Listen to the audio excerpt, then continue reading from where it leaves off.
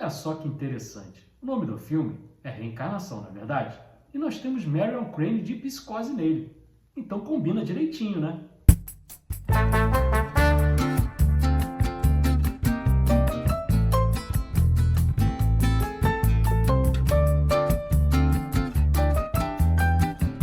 Olá, eu sou Edu Schneider do Cashback e hoje nós vamos voltar ao ano de 2004 para falar de Reencarnação do diretor Jonathan Glazer, de Sexy Beast, de Sob a Pele e do mais recente Zona de Interesse, que é um filme que gerou bastante polêmica, mas tenho certeza que não gerou tanta polêmica quanto Reencarnação. Sou capaz de dizer que é o filme mais polêmico da carreira do diretor. E aqui nós temos uma parte técnica que é muito boa e com nomes excelentes. Um dos roteiristas é Jean-Claude Carrière, que foi colaborador durante grande parte da carreira do grande Luiz Buñuel. Vou falar só um filme que eles fizeram juntos, O Discreto Charme da Burguesia. Só um dos maiores filmes de todos os tempos, principalmente nessa temática surrealista. Na fotografia nós temos Harry Savides, que fez a fotografia de Zodíaco, que nós falamos bastante no nosso Cashback Hype aqui no YouTube.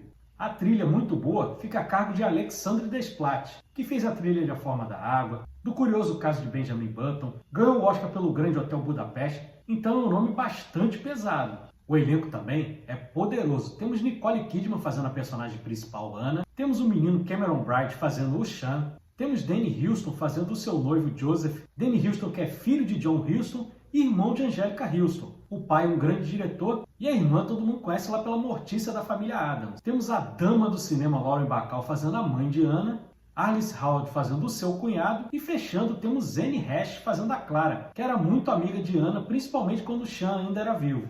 Eu queria começar o nosso papo falando da fotografia do Harry Savides, porque o filme começa com uma narração em off do personagem Sean. Ele está correndo na neve com um agasalho preto, a fotografia bem desaturada, já que a gente vai estar falando de um filme de tema pesado, de morte, de não saber lidar muito bem com a perda. E o personagem, que é um cara totalmente voltado para a ciência, diz que não acredita nada nessa coisa de reencarnação, chama até de baboseira. E aí essa cena combina muito com o personagem, porque é um personagem preto no branco, não é de muita conversa. E aí cria esse contraste muito bonito, como a gente pode ver aí na fotografia que eu estou mostrando para vocês. Esse início, nessa corrida que o personagem Sean está dando na neve, ele acaba entrando num túnel, tendo um mal súbito e vindo a falecer. E aí temos uma elipse de 10 anos e voltamos para a personagem Anna, da Nicole Kidman, colocando flores no túmulo de Sean. E aí veja bem, passaram-se 10 anos e você vê que a personagem ainda não se recuperou da morte do marido, mas ela já está em outro relacionamento com Joseph, personagem do Danny Huston. E aí cortamos para o apartamento dos dois, em que está tendo uma festa para anunciar o noivado de Anna e Joseph.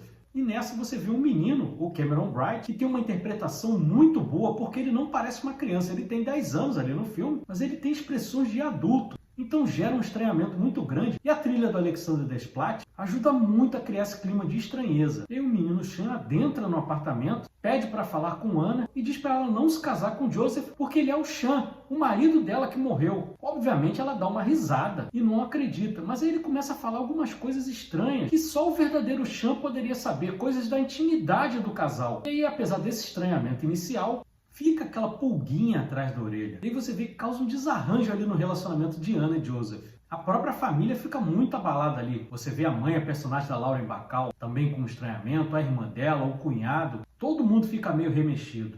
E o filme faz algumas associações visuais que são muito legais. Mais uma vez a fotografia do Harry Savides brilhando. Normalmente, quando pessoas falam de experiências fora do corpo, elas mencionam algum túnel, mencionam um portal, alguma coisa assim. Primeiro, como eu falei lá no início, nós temos o personagem do Sean morrendo ali numa espécie de túnel. E no filme é muito explorado passagem de portas, portais, a porta do elevador. É tudo muito explorado ali na fotografia. Eu achei isso bastante interessante. No visual da Anna, tem uma coisa que é bastante óbvia. Você olha para ela, aquele cabelo curtinho, não tem como não remeter a Mia Farrow lá em O Bebê de Rosemary. E com essa insistência do personagem Sean, do menino Sean, aos pouquinhos a Anna vai se convencendo. Ela chega a mandar o cunhado para conversar com o Sean e averiguar essas informações que ele tem. E ele passa mais informações íntimas, inclusive uma coisa que só o casal poderia saber, que é que eles tinham transado no sofá verde na casa do cunhado. E como o cunhado estava gravando essa conversa com o Sean e depois passa para a Anna ouvir, ela fica completamente mexida. E aí temos uma das cenas mais brilhantes, talvez, do filme, que é logo após essa conversa,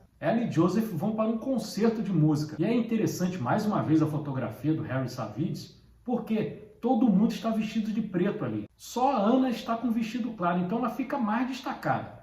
Fora o tom de pele da Nicole Kidman, que também já a destaca. E como se não bastasse isso, o filme fica quase 3 minutos só focalizando o olhar da Nicole Kidman, da personagem Anna. E aí não precisa ser dita uma palavra, a Nicole Kidman consegue falar tudo com os olhos. E aí o diretor consegue explorar muito esse olhar, utilizando aquela técnica lá do cinema mudo, que a gente chama de cat eye, que é iluminar bastante os olhos da personagem. É uma cena brilhante. E esse desconforto vai só aumentando, as cores continuam sendo muito bem exploradas no filme. Tem uma hora que o Joseph já está bastante irritado, e aí você vê o personagem com a cor vermelha, que representa mesmo esse estado de espírito do personagem. Lembra que eu falei lá no começo que é o filme mais polêmico da carreira do diretor? Muito por causa de 2 cenas. E aí a galera conservadora fica naquele esquema de não vi, não gostei, só em saber da existência dessas 2 cenas. A primeira é a cena da banheira, quando Anna está na banheira, Sean entra, tira sua roupa e fica com ela dentro da banheira nu. Eu discordo completamente da visão dessas pessoas, porque para mim a cena é feita de uma forma bem respeitosa. E a outra cena é quando a Anna dá um beijo na boca do Sean.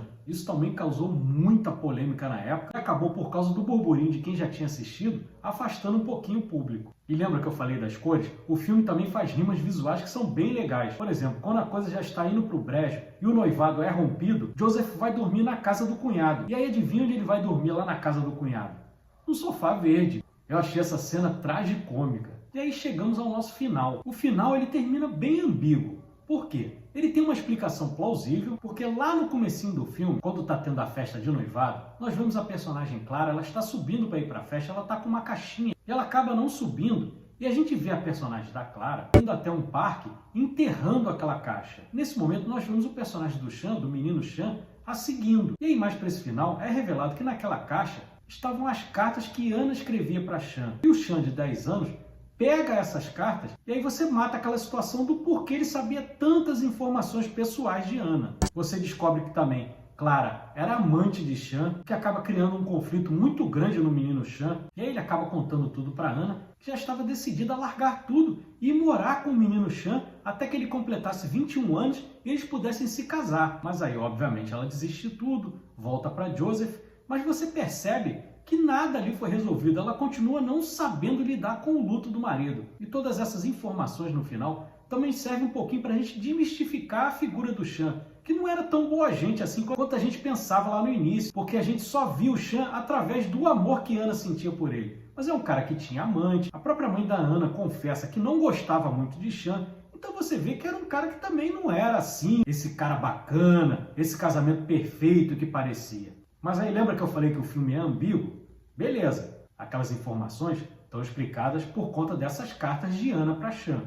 Mas como que você explica, de uma determinada cena, que ele marca um encontro com Anna lá no local onde Sean morreu? Isso ele não teria como saber. Isso não é explicado. E que bom que não é explicado. E o filme você também pode ir para uma outra vertente e tentar entender o personagem do menino Sean como se fosse uma metáfora para o luto, de como a pessoa não consegue lidar com aquele luto mesmo depois de 10 anos. Então é um filme muito bacana, tem muitas camadas legais, ótimas atuações, essa fotografia desaturada aqui nessa situação casa muito bem, e a Nicole Kidman está em um dos melhores papéis da carreira dela, ela que eu considero uma ótima atriz. Agora, só para fechar, aquela brincadeirinha que eu fiz lá no começo, do filme se chamar Reencarnação e ter a Marion Crane, obviamente eu não estava falando da Janet Leigh, do Psicose lá de 1960, do Alfred Hitchcock, eu estava falando da versão de 98, feita pelo Gus Van Sant, e que a nossa querida Anne Heche, que interpreta a Clara aqui, fez a Marion Crane. No caso lá nós tivemos o Vince Vaughn fazendo o Norman Bates, mas é um filme que a gente nem deve considerar. Mas serviu aí pra gente fazer essa brincadeirinha aí na nossa abertura. Mas é isso, foi muito bom trazer um filme aqui do Jonathan Glazer, que é um diretor bastante interessante, e que tem esse filme aqui que por conta da polêmica ele acabou meio apagado na cinematografia do diretor. Mas é isso, se você gostou do nosso vídeo deixa o like,